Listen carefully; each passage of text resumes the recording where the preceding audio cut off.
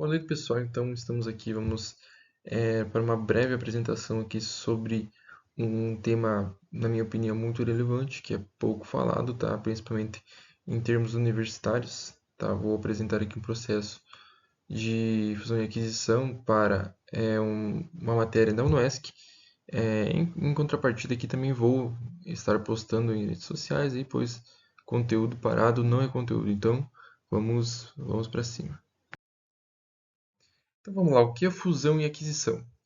Fusão e aquisição contempla um dos três pilares aí que são o destino final da empresa pro acionista, tá? Vejo muitos profissionais de alto escalão, C-levels, conselheiros que visam o planejamento de um desses três pilares, tá?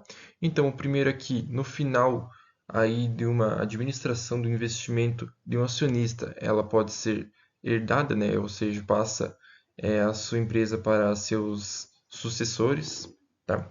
Segundo destino e o mais pior aqui então seria ela ser fechada, tá? Ser inviável, enfim, dos três é o pior destino para a empresa, tá? E nosso então terceiro aqui seria fusão ou aquisição. Basicamente seria a venda da empresa, né? A venda parcial ou então a venda, né, parcial seria da operação ou se não a venda da companhia, tá? Dos três, fusão e aquisição é a que agrega mais valor em tese, tá? Ela, pois ela está à disposição de negociação, ou seja, você consegue vendê-la a um preço justo na sua ótica como acionista, né? A um preço justo, né, por ambas as partes. Sendo assim, você tem mais previsibilidade nesse caminho aqui, nesse destino. Então, a fusão e aquisição contemplam quatro principais grupos.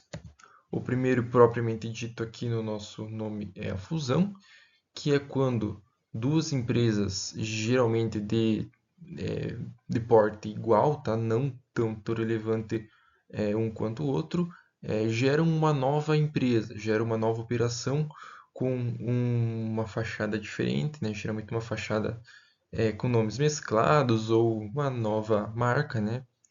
O segundo aqui seria então aquisição, é uma empresa compra a participação parcial, né? Ou seja, geralmente é quando uma empresa compra uma parte mais relevante do que 50%, ou seja, ela toma a administração, né? Se torna ali acionista majoritário e vira controlador daquela empresa. Essa basicamente seria a aquisição. Temos a incorporação, que seria basicamente a aquisição, porém aqui uma empresa compra 100% ali dos ativos da outra, tá? Por último, então, temos a cisão, que é quando uma empresa maior se divide em equities menores, tá? Ali tem um escopo bem grande para uma negociação assim, mas basicamente seriam aqui, né, bem breve, aqui, esses quatro principais frentes aí. Então vamos lá, motivações e como acontece a negociação de M&A. Tá, vamos focar aqui em motivos, tá? Motivos o qual tangem uma empresa querer comprar outra, tá? Então primeiro aqui especulação, tá? Temos uma empresa aqui que é caminha, né? Tem mesmos produtos, está no mesmo segmento e ela está precificada abaixo aí do que eu estimo ou do que o mercado, enfim, né, está precificando a média do setor. Isso aqui tange muito a empresas de capital aberto, que você consegue fazer essa medição com mais facilidade, mas também a empresas de capital fechado. Então, especulação, market share, você é uma empresa que tem 20% de market share aí no seu setor, você quer expandir isso às vezes sem caminho para crescer mais, né, de relevância de market share, você adquire uma empresa que é pair a sua. Por exemplo, você tem 20% de market share do seu setor, você vai lá e faz um M&A com uma empresa que tem 10% de market share, você contempla 30% de market share, né, dependendo da negociação ali, como vimos. Portfólio, também uma visão, uma eficiente maneira de você conseguir incorporar mais produtos ao seu portfólio é fazendo uma negociação de M&A, tá? Às vezes é muito mais vantajoso você adquirir uma empresa com um produto pronto do que você fazer estudos, fazer adaptações, etc., para conseguir entregar esse produto aí em conjunto no seu portfólio. E o último aqui, sinergias. Para sinergias, eu vou até abrir mais o nosso slide aqui para nós focar bem aqui nesse ponto. Então, sinergias. Vamos abrir tópicos daqui de sinergias, tá? Podemos ter sinergias operacionais, que é quando uma empresa, geralmente, como eu falei, é pair, né? Ela está no mesmo segmento, às vezes mesmos produtos, tá?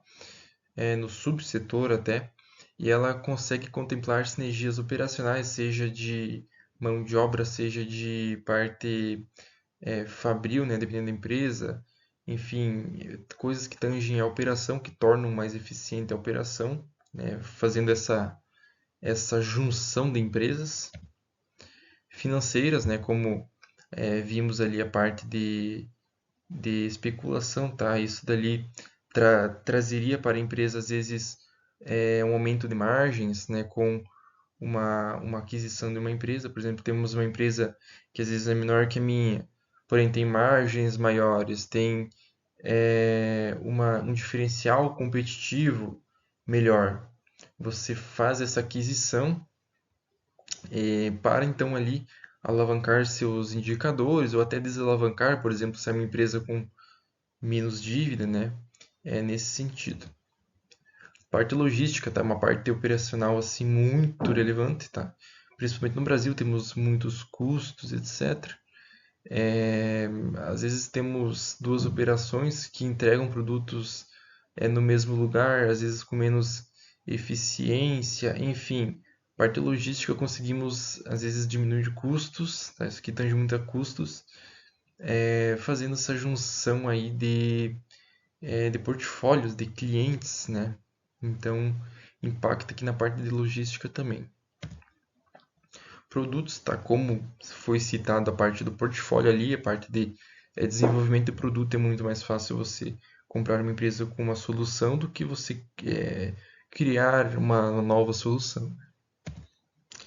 E estratégicas também aqui já tange a parte governamental, a parte de longo prazo da empresa, muito mais sobre o futuro da empresa, né? Aqui entraria muitas coisas assim que é específica de cada empresa, do que a empresa visa, né, daqui para frente, ou a parte muito mais voltada à gestão da empresa, da companhia, tá?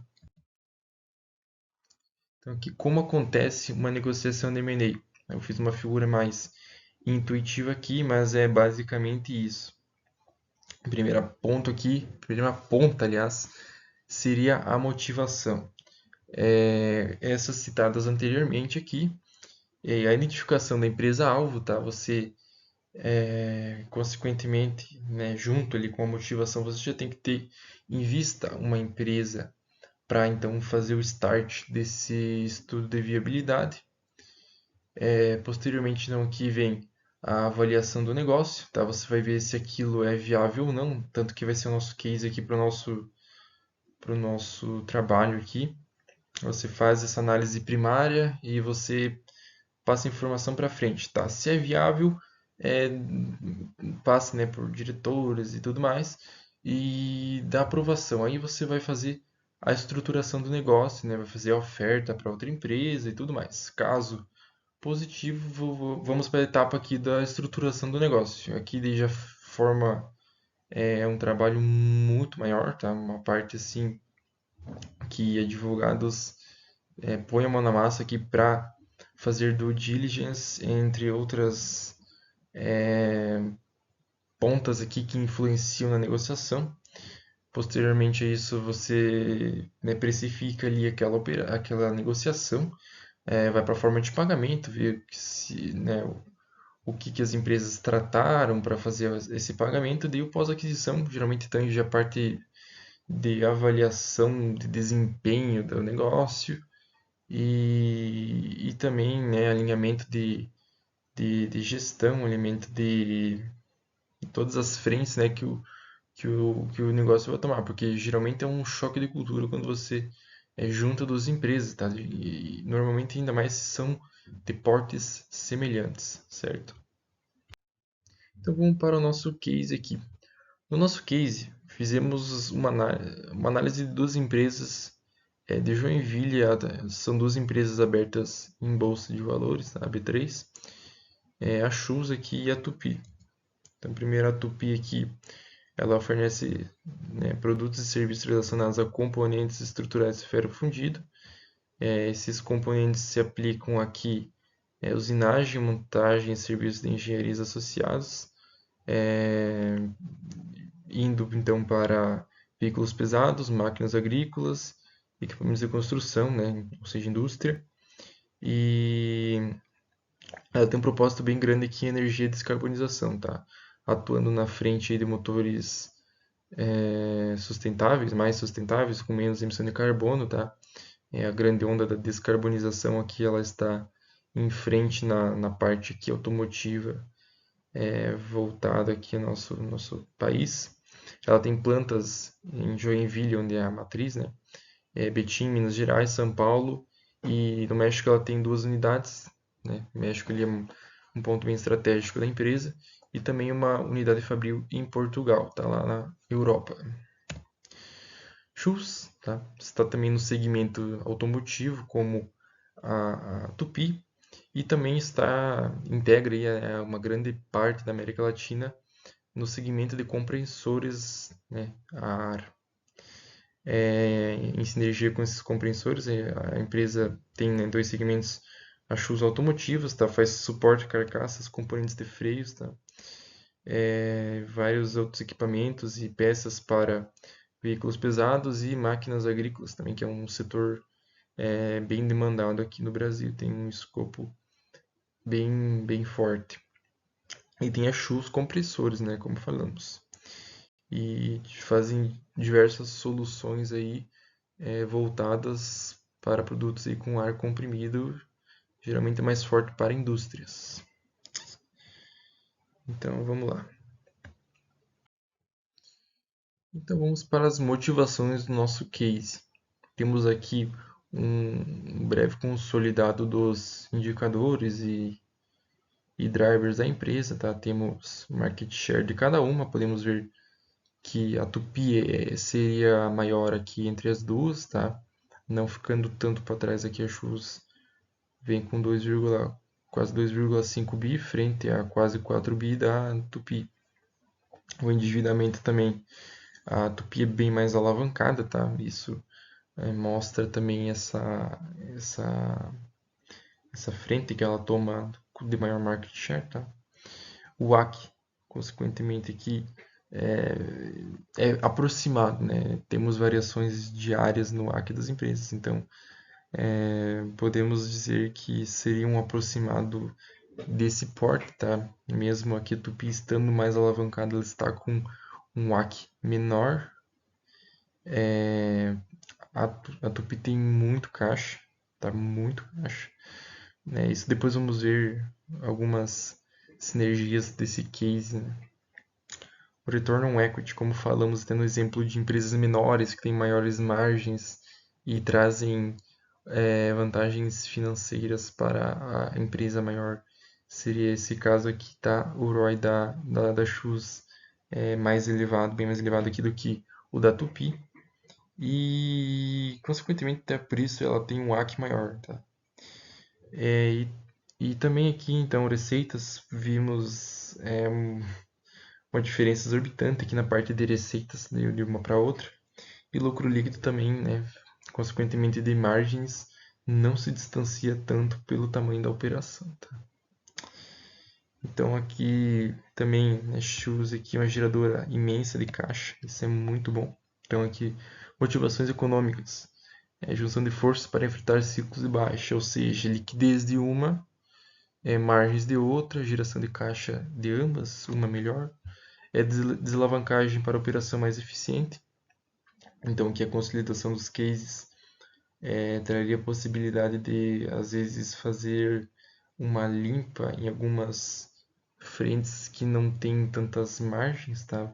Você tendo liquidez, você consegue manter essas alterações e agir de maneira mais eficiente. E também diversificação do portfólio, tá? Como falamos ali, a parte de junção de portfólio é muito vantajosa, pois você consegue entregar soluções a mais para uma frente de clientes quanto da outra também. Financeiros, então maior eficiência igual maior liquidez a longo prazo. Isso importa muito nas empresas, principalmente em dias de hoje, dólar alto e tudo mais, né? Consolidação de pontos fortes, margens e os pontos que foi citado até agora, e posição saudável para o deal, tá? Por que que eu cito isso? Vimos no Brasil hoje muitos deals, né? Muitas negociações que são de empresas varejistas, empresas com situações econômicas deficitárias e tudo mais. Aqui vemos duas empresas super saudáveis que assim são robustas na geração de caixa, são muito consolidadas, tá? Então já enfatizamos mais esse ponto. E também aqui sinergias operacionais, como foi citado lá na flecha de sinergias, tá? Parte logística, por até estar situada em diferentes países ali, e também as matrizes ambas são em Joinville. Desenvolvimento de produtos, tá? Ambas empresas têm uma forte, forte segmento para esses estudos de desenvolvimento e também o ciclo de estoques e custos, tá? A parte de eficiência operacional do ciclo financeiro.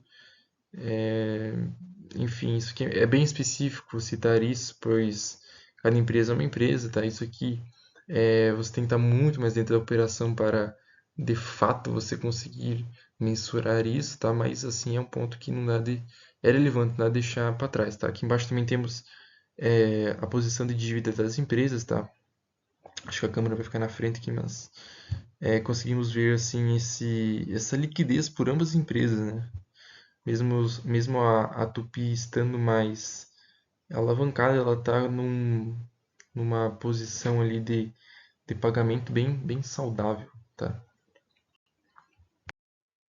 Aqui então estamos nos demonstrativos das empresas de 2023, o consolidado, que balanço patrimonial, vimos, né, o que foi falado anteriormente, a parte de liquidez, a parte de dívidas, tá?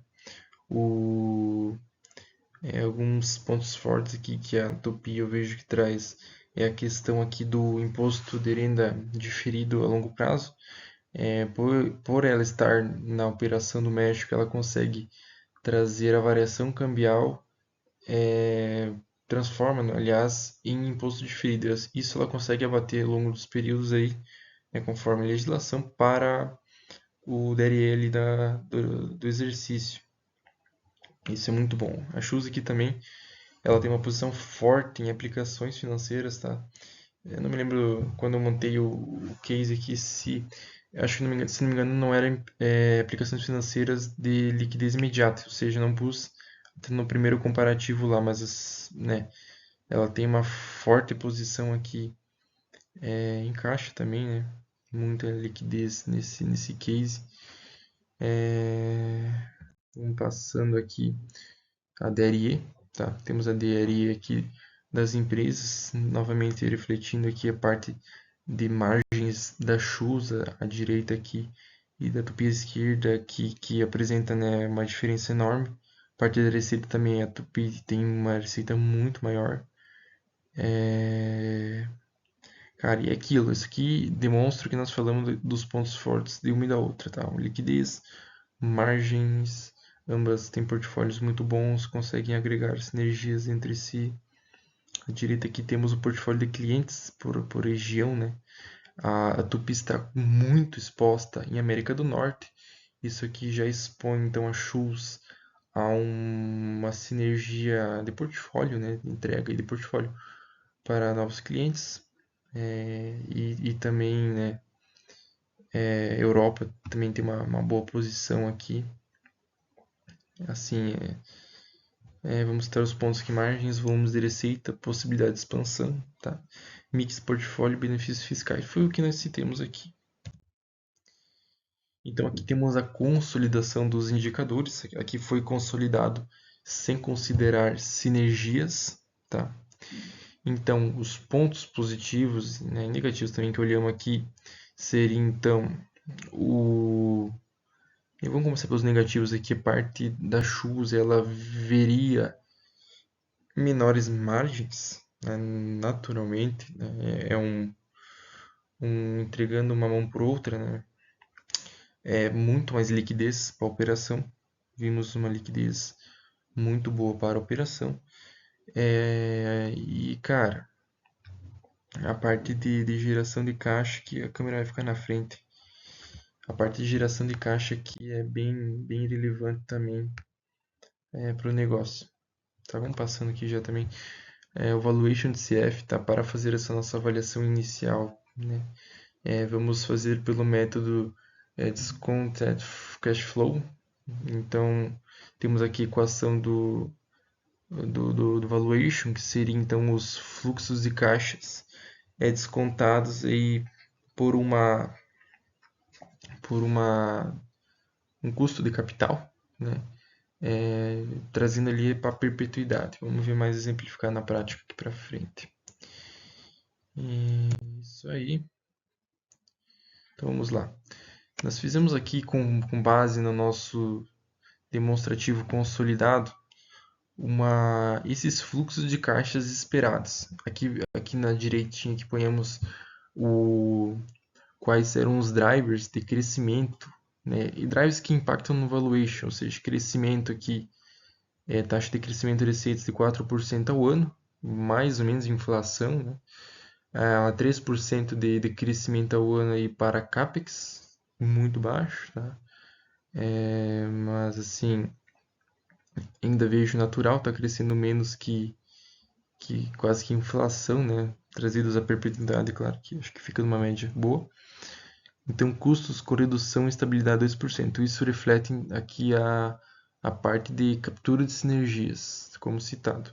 Melhora do ciclo financeiro de 59 para 47 dias. Então, isso aqui fizemos essa expectativa de melhora do fluxo financeiro. Isso aqui vai refletir diretamente na precificação do nosso valuation. E imposto de renda básico ali 34% ao ano.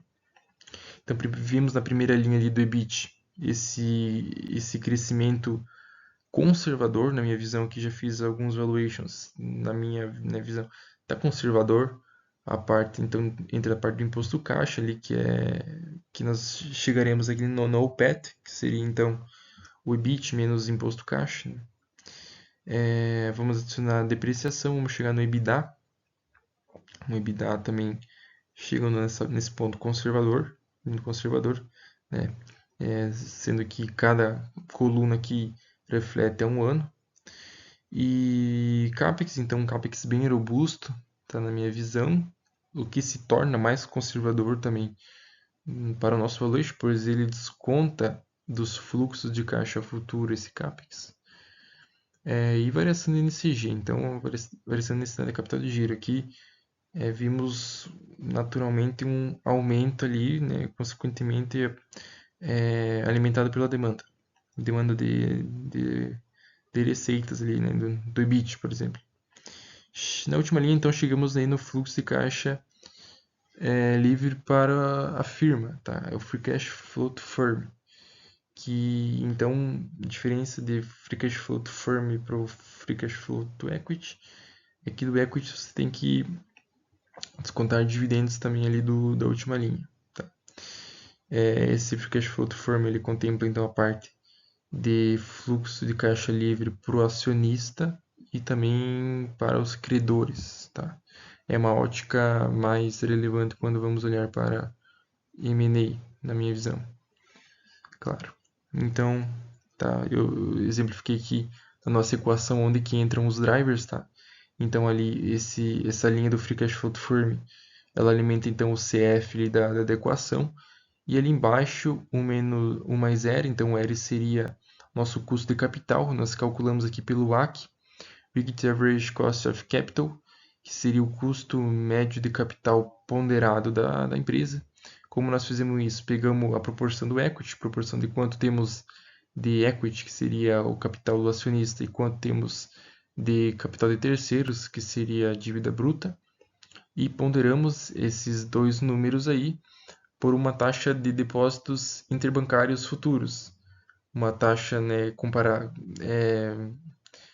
ajustada ali para a dívida, tá? Esses depósitos interbancários, né, nós chamamos de DI, seriam a taxa de juros prevista para tal ano. Nós então ajustamos para a dívida, né, a amortização da dívida ali conforme nós olhamos anteriormente, chegamos ali a, a basicamente 12%, menos imposto de renda, chegamos a 7,92% para o custo de capital de terceiros.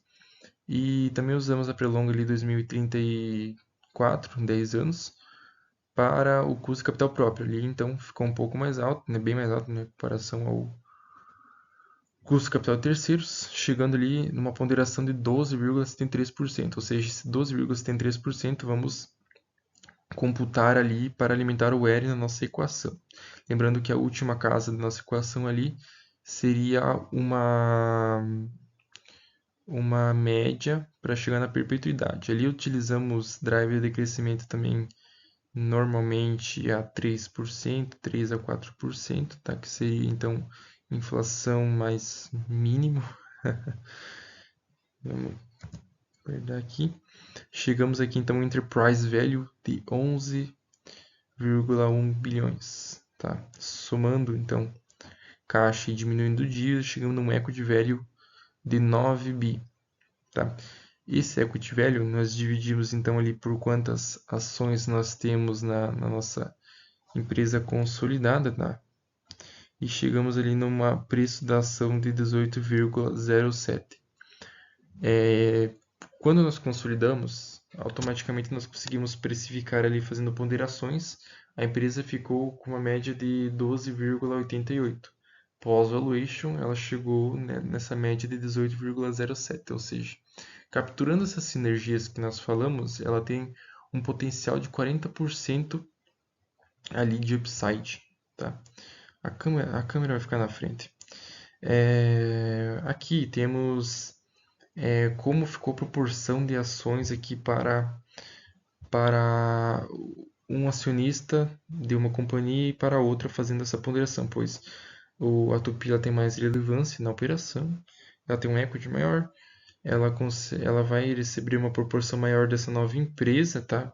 Claro, proporção, ou seja, ninguém está sendo perdendo, todo mundo está recebendo proporcional ao que tinha em comparação a essa nova empresa consolidada. Então, seriam aqui esses pontos. Então, aqui a conclusão da nossa análise do case.